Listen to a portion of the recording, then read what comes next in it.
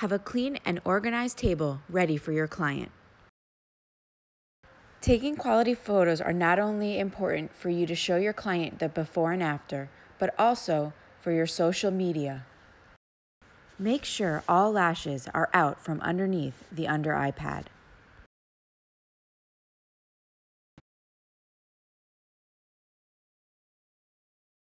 Make sure the under eye pad is not touching the lash line, as that is very uncomfortable for the client.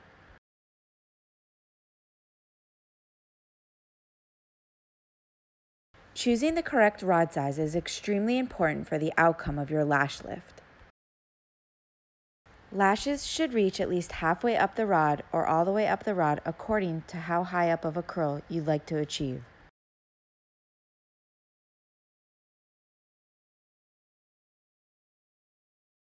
Place a small amount of glue on the back of the rod and place gently over the eyelid for 10 seconds, making sure that the rod is in place. Make sure to position the rod right over the lash line.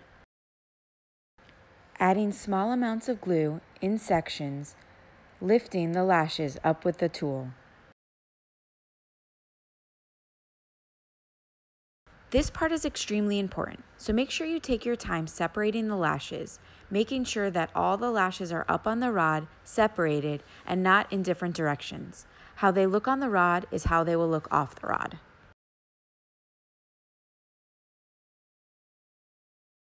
If you make a mistake or aren't happy with your placement, simply wet a Q-tip, wipe off a little bit of the glue, and repeat.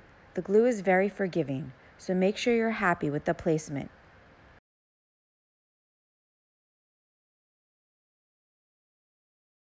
Making sure that all the hairs are pulled back tight at the root.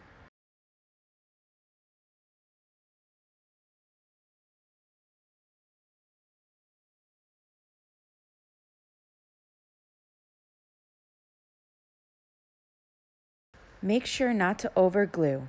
It causes a barrier between the lashes and the solution, making it hard for the solution to absorb.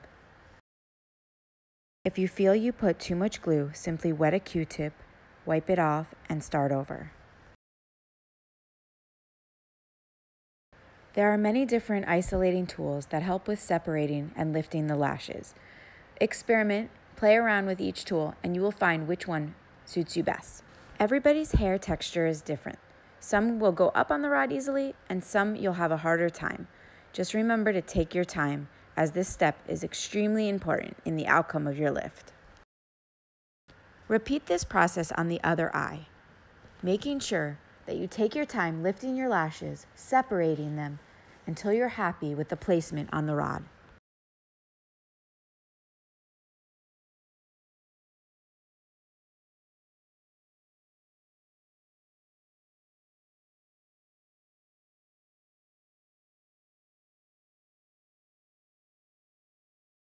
Once you're happy with the placement, it's time to start solution number 1.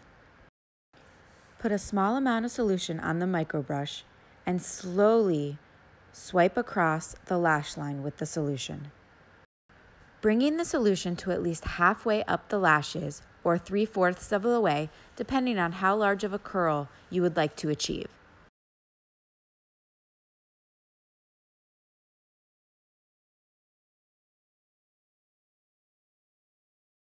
Make sure the solution never touches the tips, as the tips are the older part of the lashes in the grow out and can be easily overprocessed. Make sure your eyelash solution is evenly distributed throughout the rod. Place a towel over your client's eyes for comfort and set your timer for the desired time for solution 1. Make sure to thoroughly clean the lashes. Solution number 1 is what processes them. Therefore, if you leave any residue, it can overprocess the lashes. Use a dry Q-tip to start, then a wet one, and then dry again. You can use Q-tips or cotton rounds. Experiment and see whichever works best for you. Once all the lashes are dry, you're ready for solution number 2. Repeating the process with the microbrush and evenly distributing the product across the lashes over the rod. putting it halfway to 3/4 on the lashes, and remember, never on the tips.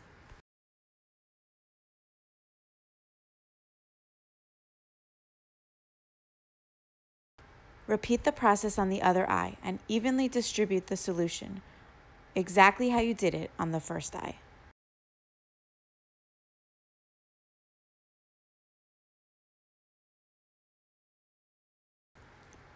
Place a towel over the eye for the client's comfort. Set your desired time for solution 2. Repeat the process like you did for the first solution, making sure that there's no residue remaining on any of the lashes. Don't forget to take your time because leaving any solution on can overprocess the lashes very easily.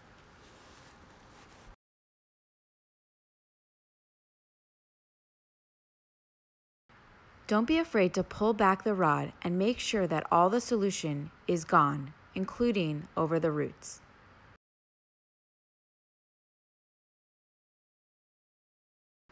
To get the lashes to detach from the rod, gently use a wet Q-tip and swipe back and forth over the lashes until they slowly pop off the rod.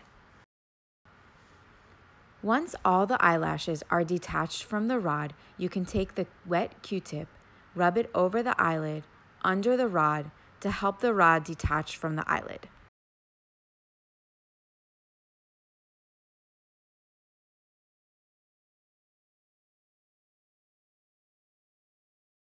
Repeat the process on the other eye until all lashes are detached and both rods are off the eyelids.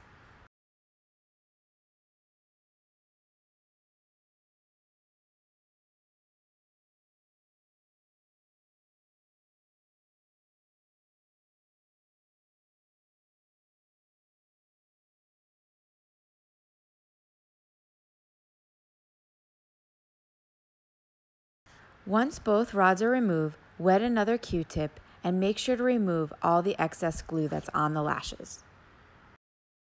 If you are adding tint to your lash lift, start mixing your solutions and slowly paint the lashes using the Belmasil eyelash shield. From root to tip, make sure each lash is covered in tint.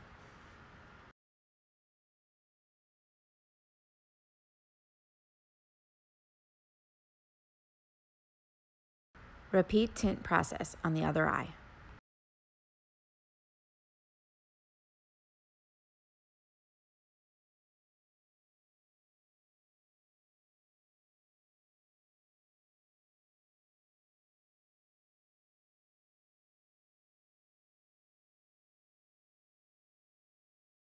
In this photo, you can already see her lashes have a nice curl and lift to it. Set the timer for your desired tint time. This is the last step in the lash lift process. Make sure all the lashes are nice and clean, that there is no residue, glue, tint, or any of the solutions remaining on the eye. It's also a good idea to really dry the lashes. This way, the client gets to see what her lashes look like when they are dry, lifted, and tinted.